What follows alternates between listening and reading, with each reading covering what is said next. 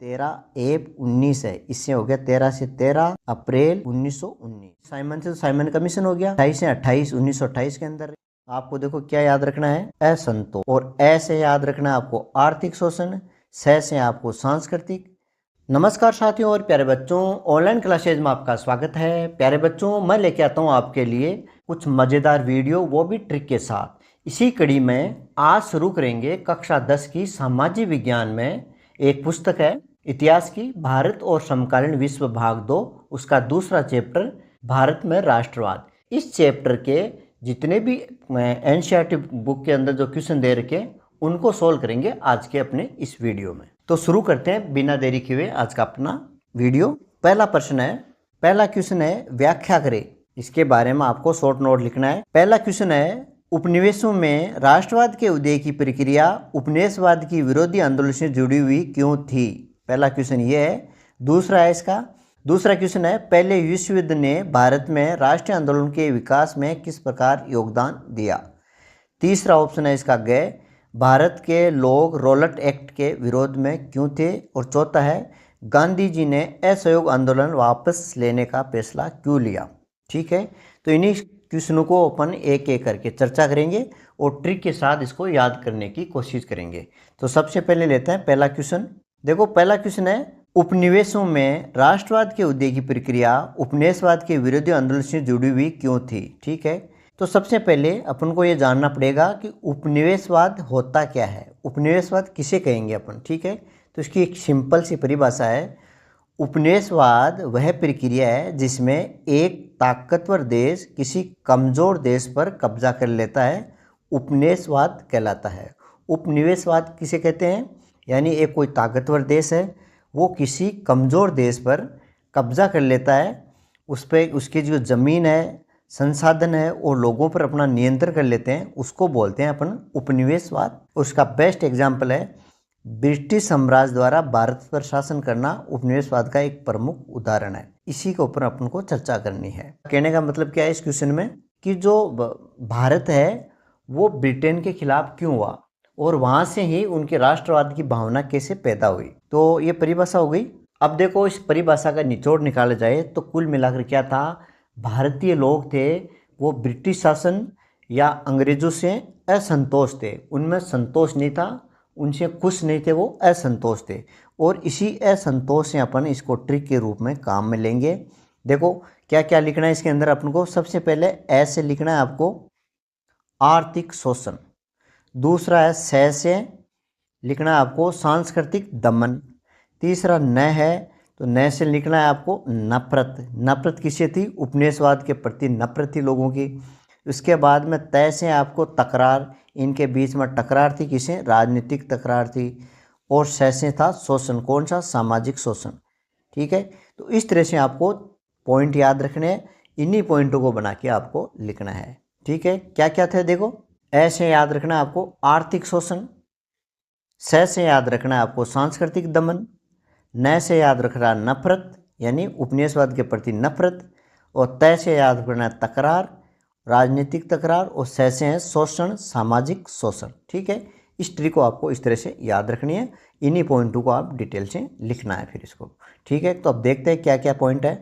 पहला पॉइंट है अपना आर्थिक शोषण। उपनिवेशवाद ने स्थानीय संसाधनों और श्रम का जमकर शोषण किया, जिससे आर्थिक असमानता और गरीबी बढ़ी गई।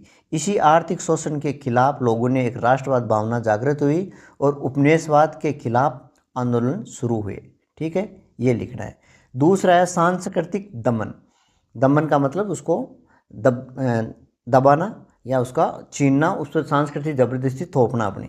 ठीक है, तो उपनिवेशवादियों ने स्थानीय संस्कृति, भाषा और परंपराओं को दबाने का प्रयास किया।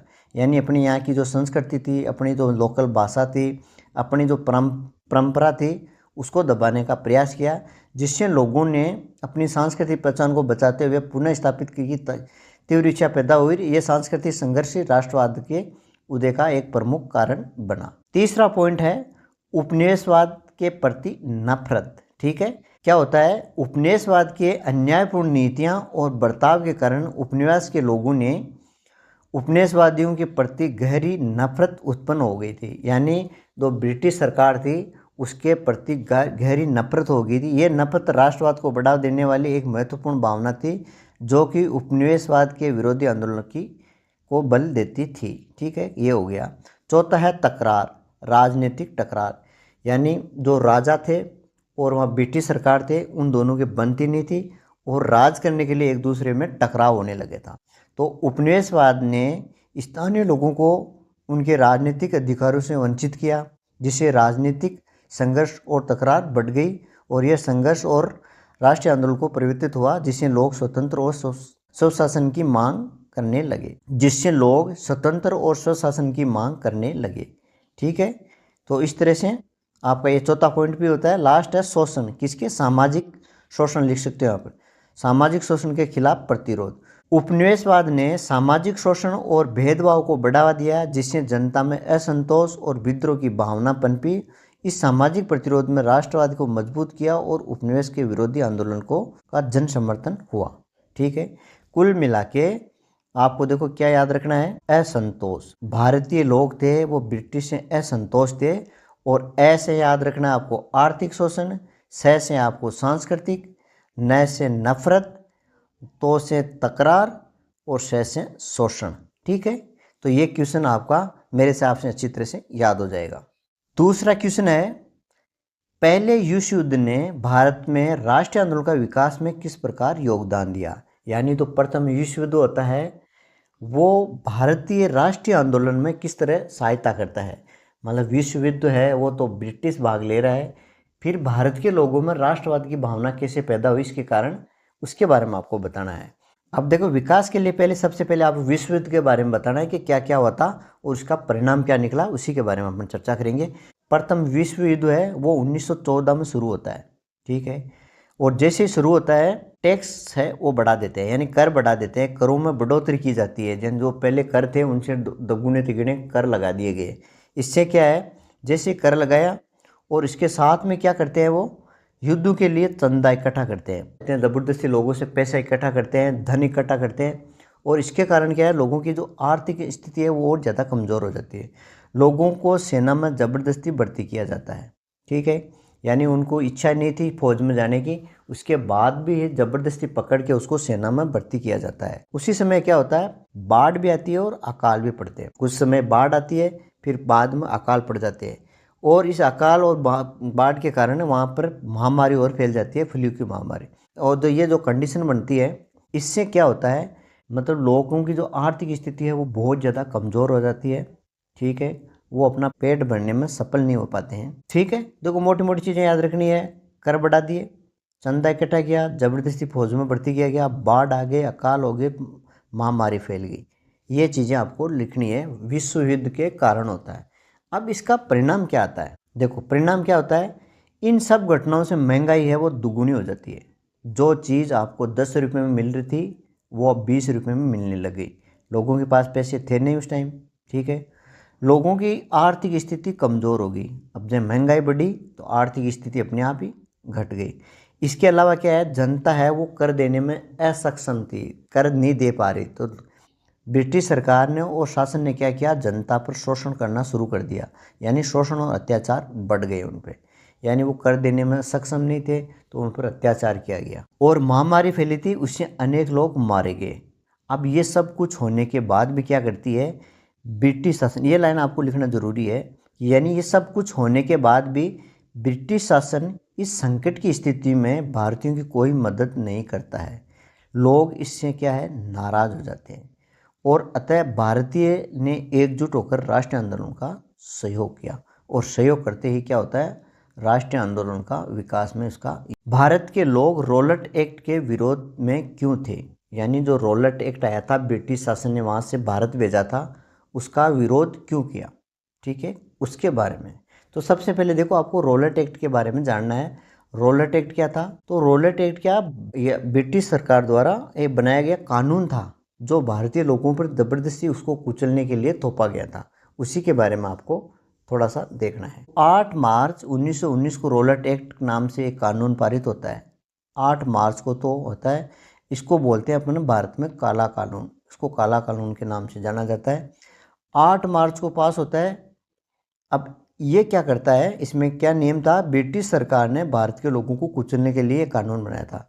यानी भारत के लोग जो भी इसका विरोध कर रहे थे ब्रिटिश सरकार का, उसको कुचलने के लिए ये नियम बनाया गया था। इसके अंदर क्या था, इस कानून के अंदर ब्रिटिश सरकार को यह अधिकार दिया था कि वह किसी भी भारतीय को अदालत में बिना मुकदमा चलाए जेल में बंद कर सकते हैं। यानी कुल मिला के इसमें क्या करते हैं, ब्रिटिश सरकार है वो यहाँ के अधिकारियों को एक पावर देते हैं कि आप किसी भी भारतीय को डायरेक्ट जेल में डाल सकते हो, उस पर मुकदमा चलाने की ज़रूरत नहीं है, आपको केस दर्ज करने की ज़रूरत नहीं है, आप डायरेक्ट उसको जेल में डाल सकते हो। ठीक है, अब इसका विरोध किया था, क्यों किया था, इस तरह से भारतीयों को कुचलना वाला कानून था जिसके कारण लोगों ने इसका विरोध किया। तो भारतीय लोग थे, उनको कुचलने के लिए बनाया गया था ये नियम। ये इसको काला कानून भी क्या कहा गया था। तो इसका विरोध क्यों किया था, क्योंकि ये कानून बहुत ही गलत था। इससे क्या है, आप गलती करो ना करो, जिसको मन चाहे उसी को जेल में डाल दोगे, आप तो मुकदमा चलेगा नहीं, डायरेक्ट जेल के अंदर आप डाल दोगे। ठीक है, तो इसको विरोध क्यों किया था, क्योंकि ये तो एक काला कानून हो गया। इसके अंदर मुजरिम और शरीफ दोनों बराबर है, जिसका मन चाहे, जिसको आपको नीचा दिखाना है, जिसको दंड देना है, उसको पकड़ के जेल में डाल दो। ये कोई बात थोड़ी होती है। इसलिए लोगों ने क्या किया, उसको विरोध किया। तीसरा क्वेश्चन है, गांधी जी ने असहयोग आंदोलन को वापस लेने का फैसला क्यों लिया। यानी महात्मा गांधी जी ने असहयोग आंदोलन जो चल रहा था उसको क्यों वापस लिया। ठीक है, इसके बारे में आपको 5-7 लाइन लिखनी है। तो लेने का जो प्रमुख कारण था वो एक तो था चोरा चोरी की घटना से महात्मा गांधी बहुत दुखी हुए थे। चोरा चोरी की घटना आपको पढ़ाई थी मैंने। ठीक है, उसमें क्या है, पुलिस वालों को जिंदा जला दिया जाता है अंदर बंद करके। यदि इस घटना के बारे में आपको ज़्यादा ध्यान नहीं है तो डिस्क्रिप्शन में जाइए, इस लिंक पर क्लिक करिए, वहाँ पर आपको इसका वीडियो मिल जाएगा। दूसरा कारण था, गांधी जी को लगता था कि आंदोलन हिंसक होता जा रहा है, यानी हिंसा बढ़ती जा रही है, अहिंसा की जगह हिंसा का रूप ले रहा है, जो कि महात्मा गांधी जी उसके विरोध थे, हिंसा के खिलाफ थे। इसलिए उसको लगा कि आंदोलन हिंसक होता जा रहा है। तीसरा कारण था, आंदोलनकारियों को व्यापक प्रशिक्षण की जरूरत है, यानी उनको अभी बहुत कुछ समझाना है कि आपको हिंसा नहीं करनी है और आंदोलन को किस तरह से बढ़ाना है, उसके लिए उनको प्रशिक्षण देना जरूरत है। चौथा कारण हो गया, कांग्रेस के कुछ नेता आंदोलन से थक चुके थे। लंबा आंदोलन चला तो वहाँ के जो कांग्रेसी कुछ नेता थे वो थक चुके थे। इसके अलावा कांग्रेस नेता प्रांतीय परिषद 1919 में जो चुनाव लड़ना चाहते थे, यानी 1919 के अंदर जो चुनाव होने वाले थे उसमें कांग्रेसी नेता लड़ना चाहते थे ताकि परिषद में रहते हुए विरोध कर सके। इसके अलावा कांग्रेस के अंदर 2 विभाजन हो जाता है, एक तो सी.आर. दास और मोतीलाल नेहरू, ये अलग से पार्टी बना लेते हैं, स्वराज पार्टी, और इस तरह से कांग्रेस भी टूट जाती है। पंडित जवाहरलाल नेहरू, सुभाष चंद्र बोस है, वो उग्र जन आंदोलन को विश्वास रखते थे। ये जो प्रमुख नेता थे ये भी क्या है, महात्मा गांधी के विचारों से सहमत नहीं थे और वो उग्र आंदोलन करना चाहते थे, हिंसक होना चाहते थे। तो इस तरह से क्या है, ये सभी कारणों से क्या है, महात्मा गांधी जी है जो अपना आंदोलन है वो वापस ले लेते हैं। तो ये तो कंप्लीट हुआ पहला क्वेश्चन। अब दूसरा क्वेश्चन है, सत्याग्रह के विचार से क्या मतलब है। सत्याग्रह के विचार से क्या मतलब है, तो इसके बारे में आपको ज़्यादा कुछ नहीं लिखना है, छोटी छोटी बातें लिखने हैं। सत्याग्रह का मतलब होता है सत्य के रास्ते पर चलना, ये लिख सकते हो उसके बारे में। अहिंसा का मार्ग अपनाना, सहज भाव से स्वीकार करना, सत्य का साथ देना। ये जन आंदोलन एक नया तरीका था जिसमें हिंसा की जगह अहिंसा का सहारा लिया गया। ये चीज़ें आप इसमें लिख सकते हो। और अगर आपको डिटेल लिखना है तो आप चंपारण के बारे में लिख सकते हो, इसमें खेड़ा के बारे में लिख सकते हो, अहमदाबाद के सत्याग्रह के बारे में लिख सकते हो। बाकी अगर शॉर्ट 1 या 2 नंबर का था तो ये सफिशिएंट है। क्वेश्चन नंबर 3 है, निम्नलिखित पर अखबार के लिए रिपोर्ट लिखे। ठीक है, जलियांवाला बाग हत्याकांड और साइमन कमीशन, इन 2 पर आपको शॉर्ट नोट लिखना है। तो पहला है जलियांवाला बाग हत्याकांड। देखो जलियांवाला बाग क्या है, जगह है, अमृतसर के पास में जगह है, और हत्याकांड का मतलब है यहाँ पर हत्याएं हुई थी। ठीक है, उसके बारे में आपको लिखना है। तो जलियांवाला बाग हत्याकांड कहाँ पर है, ठीक है, इसको पहले एक एक पॉइंट देखेंगे और उसको बाद में इसको ट्रिक से अपन याद कराएंगे आपको। ठीक है, तो सबसे पहले तिथि थी 13 अप्रैल 1919 की बात है ये। ठीक है, स्थान कौन सा है, अमृतसर, अभी पंजाब के अंदर जलियांवाला बाग, अमृतसर के पास में जलियांवाला एक बाग था। बाग का मतलब होता है गार्डन, ठीक है, बगीचा। और वो बगीचा क्या है, तीनों तरफ से बंद था, सिर्फ एक ही तरफ रास्ता था। और वहाँ पर क्या होता है, जो अभी रोलर टेक्ट चल रहा था उसका जो विरोध हुआ था, उसका आंदोलन चला था, उसको कुचलने के लिए मार्शल लॉ लगा हुआ था। लेकिन यहाँ की जो गांव की जनता थी उसको इस बारे में पता नहीं था और वो वहाँ इकट्ठी हो जाती है। और उसी समय क्या है, कुछ क्रांतिकारी अंदर घुस जाते हैं, जो रोलर टेक्ट के क्रांतिकारी होते हैं वो घुस जाते हैं और उसको भाषण वगैरह देते हैं। अब इस जनता को पता नहीं होता है और मार्शल लॉ के कारण वहाँ का जो जनरल डायर होता है, अंग्रेज होता है, वो अंधाधुंध गोलियाँ चलाता है। उनके सिपाही है वो गोली चलाने लग जाते हैं। भागने के लिए जगह नहीं होने के कारण बहुत से लोग मारे जाते हैं। इसी के बारे में आपको लिखना है, ठीक है। तो जगह हो गई। अब क्या होता है, बैसाखी का मेला देखने आए लोगों की भीड़ इकट्ठी हो गई थी। वहाँ पर क्या है, लोग सब बैसाखी का मेला देखने आते हैं, वहाँ पर इकट्ठे हो जाते हैं सब हैं। ये हर साल लगता है मेला। लोगों का मकसद सिर्फ मेला देखना था, उनको पता नहीं था भाई इस तरह से ये घटना हो जाएगी। अब क्या होता है, रोलट एक्ट विरोधी क्रांतिकारी भी यहाँ पहुँच गए। अब इस भीड़ को देखकर वो रोलट एक्ट के जो उसका विरोधी जो क्रांतिकारी होते हैं वो इस चीज़ का फ़ायदा उठाते हुए वहाँ पर पहुँच जाते हैं, ठीक है। और उनको समझाने की कोशिश करते हैं, उनको क्रांतिकारी बहाना पैदा करने के लिए भाषण देते हैं। अमृतसर में मार्शल लॉ लागू हुआ था। मार्शल लॉ का मतलब हो गया कर्फ्यू। अभी का जो कर्फ्यू लगते हैं ना, इस टाइप से कर्फ्यू लगा हुआ था, मतलब 2-4 लोगों से ज़्यादा इकट्ठे नहीं हो सकते थे। परंतु ग्रामीण जनता को इस लॉ के बारे में कोई जानकारी नहीं थी। वो लोग मेला देखने के मकसद से आए हुए थे, ठीक है। इसके बाद में क्या होता है, जो जनरल डायर होता है वो भीड़ पर अंधाधुंध गोलियां चला देते हैं। जलियांवाला बाग के चारों तरफ बंद था, केवल एक ही गेट था, जिसके कारण लोग भाग नहीं पाते हैं और सैकड़ों लोग मर जाते हैं। ये चीज़ें आपको इसमें सब लिखनी है। अब इसको याद रखने के लिए आपको क्या करना है, एक छोटी सी लाइन याद रखनी है। जलियांवाला 13 ऐप जानते हो, एप्लीकेशन अपन डालते हैं मोबाइल में, वो 19 है। 19 का मतलब अच्छा नहीं है। 19-20 बोलते हैं, 20-21 है। 21 का मतलब अच्छा है, 19 का मतलब थोड़ा कमज़ोर। यानी उतना अच्छा नहीं है। क्यों नहीं है, आवारा है और मर्द नहीं है, मर्द टाइप का तो जज्बा नहीं है इनमें, ठीक है। ये चीज़ आपको थोड़ी सी देखनी है। अब जलियांवाला से तो आपको देखो जलियांवाला याद रखना है।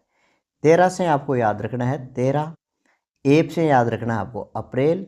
और 19 से याद रखना है 19। यानी इस पूरी लाइन का मतलब हो गया 13 एप 19 है, इससे हो गया 13 से 13 अप्रैल 1919, ठीक है। इतना तो आपको सन याद रखने के लिए। आ से याद रखना है आपको, इस आ से याद रखना है अमृतसर। वा से याद रखना है आपको वैशाली का मेला देखने गए थे। रा से याद रखना आपको रोलट एक्ट के विरोधी क्रांतिकारी वहाँ पहुँच गए थे। और मैं से याद रखना है मार्शल लॉ। और दै से याद रखना है डायर। ये चीज़ें आपको इसमें याद रखनी है, ठीक है। फिर देख लो हिस्ट्री को, देखो रिपीट कर देता हूँ हिस्ट्री को। जलियांवाला से जलियांवाला बाग हो गया, 13 से 13 हो गया, एप से अप्रैल 19 से 19, 13 अप्रैल 1919। आज से हो गया अमृतसर, वहाँ से वैशाली मेला, राज से रोलर टेक्ट के लोग यहाँ पहुँच गए थे, मैं से मार्शल लॉ लगा हुआ था, और दै से डायर यानी जनरल डायर है, उसने इस पर गोलियाँ चलाई थी। ये चीज़ें पॉइंट याद रखना है, उसी से आपको लाइनें बनानी है, ठीक है। दूसरा इसका पॉइंट है साइमन कमीशन। साइमन कमीशन क्या था उसके बारे में लिखना है। तो साइमन कमीशन 7 ब्रिटिश सांसदों का समूह था जो भारतीय संविधान सुधार के अध्ययन के लिए भारत आया था। क्या था, 7 संसद थे उसके, और वो भारतीय जो संविधान था अपना जो नियम कानून था उसके अध्ययन के बारे में आया था। उसमें क्या सुधार कर सकते हैं, और ये कुल मिलाकर संविधान कैसे बनाए, संविधान में क्या क्या संशोधन कर सकते हैं, उसके बारे में इसको भेजा गया था, ठीक है। ये कब आया था, 1928 में आया था। उद्देश्य क्या था, भारतीय संवैधानिक व्यवस्था की कार्यशैली का अध्ययन करना था। यानी संवैधानिक तो कार्य किस तरह से कार्य कर रही है उसका अध्ययन करने के लिए आए थे। संवैधानिक व्यवस्था के बारे में सुझाव देने आए थे, ठीक है। अब इसका विरोध क्यों किया गया था, इस आयोग में एक भी भारतीय सदस्य नहीं था, सारे अंग्रेज थे। बस मेन कारण ये था कि इन्हें जो भी थे यानी वो तो अपनी मनमर्जी से बना के ले जाएंगे, जो कुछ भारत का तो कोई था ही नहीं उसमें, सब अंग्रेज थे। तो सीधी सी बात है, अंग्रेज अपने पक्ष के लिए बनाएंगे, इसलिए इसका विरोध किया था। किसने किया था, लाला लाजपत राय ने, और उसने नारा दिया था साइमन कमीशन वापस जाओ। किसने दिया था, लाला लाजपत राय, ये प्रमुख नेता थे। अब इसको आप ट्रिक से भी याद रख सकते हो, ठीक है। साइमन को उठाइए, साले में एक भी भारतीय नहीं है। ये लाइन है एक छोटी सी है, आपको याद रखनी है। साइमन को उठाइए, साले में एक भी भारतीय नहीं है। 28 से तो आपको याद रखना है 28, 1928 में आया था। 7 से याद रखना है साइमन कमीशन, वापस जाओ नारा दिया गया था। ल से याद रखना है लाला लाजपत राय इसके प्रमुख नेता थे उस टाइम, और एक भी भारतीय इसमें शामिल नहीं था, इसलिए इसका विरोध किया गया था। ठीक है, बहुत सिंपल सी ट्रिक है, बहुत सिंपल ट्रिक है। देखो, साइमन को उठाइए, साले में एक भी भारतीय नहीं है। देखो, साइमन से तो साइमन कमीशन हो गया, 28 से 28, 1928 के अंदर ये आया था। 7 से हो गया आपका साइमन कमीशन, वापस जाओ का नारा दिया गया था। ल से हो गया यहाँ पर लाला लाजपत राय इसका प्रमुख नेता थे, और इस कमीशन के अंदर एक भी भारतीय नहीं था। ये सभी चीज़ें इसके अंदर आ गई। तो इस ट्रिक से आपको छोटे छोटे पॉइंट बना के लिखने हैं। ठीक है, तो ये हो गया आपका कंप्लीट। तीसरा क्वेश्चन भी लास्ट क्वेश्चन है इसका। इस अध्ययन में दी गई भारत माता की छवि और अध्याय 1 में दी गई जर्मेनिया की छवि की तुलना कीजिए। ठीक है, इसके बारे में आपको तुलना करनी है, बताना है। ठीक है, तो भारत माता की छवि और जर्मेनिया की। भारत माता की छवि भारत के लिए बनाई गई थी।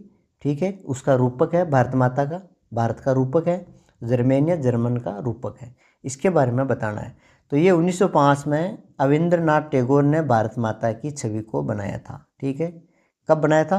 1905 में। ठीक है, और ये कब बनाया था? 1848 में चित्रकार फिलिप वेट ने जर्मेनिया की छवि को बनाया था। ये 1848 में और ये 1905 में। इस चित्र में भारत माता को शिक्षा, भोजन व कपड़े देते हुए एक सन्यासी के रूप में दर्शाया गया था। ये एक हाथ में माला और एक में सन्यासी गुण को रेखांकित करती है। इसमें क्या दे रखा है? जर्मेनिया को एक हाथ में तलवार है, दूसरे हाथ में झंडा लिए हुए दर्शाया गया है। तीसरा है, दूसरी छवि में भारत माता के हाथ में त्रिशूल है और वह हाथी व शेर के बीच खड़ी है, दोनों की सी शक्ति और सत्ता के प्रतीक है। इसमें क्या दे रखा है? दूसरी छवि में जर्मेनिया की गार्डिंग द गाइन अर्थात नदी पर पहरा देती हुई ये दर्शाया गया है। जर्मेनिया के हाथ में तलवार है और इस पर तलवार पर खुदा हुआ है जर्मन तलवार जर्मन राइन की रक्षा करती है। ये चीज़ें इस पर लिखी हुई है। ठीक है, चौथा पॉइंट है, भारत माता को शांत, गंभीर व आध्यात्मिक गुणों से युक्त दिखाया गया, जबकि जर्मेनिया को एक वीर, साहसी एवं देश की रक्षा करने वाली महिला के रूप में दर्शाया गया है। भारत की मातृ छवि प्रति श्रद्धा और राष्ट्रवाद में आस्था का प्रतीक माना जाता है। जर्मेनिया की छवि में राष्ट्रीयता, देशभक्ति का प्रतीक माना गया या बन गई है। ठीक है, तो इस तरह से दोनों में अंतर दिया है। तो इस तरह से अपना ये वीडियो कंप्लीट होता है। प्यारे बच्चों, आपको इसका अगर नोट्स चाहिए तो डिस्क्रिप्शन में जाके लिंक पर क्लिक किए, वहाँ से आपको इसको डाउनलोड कर सकते हैं। तो उम्मीद है मुझे आपको वीडियो पसंद आया होगा। पसंद आया तो शेयर और लाइक जरूर करें। मिलते हैं नेक्स्ट वीडियो में। धन्यवाद।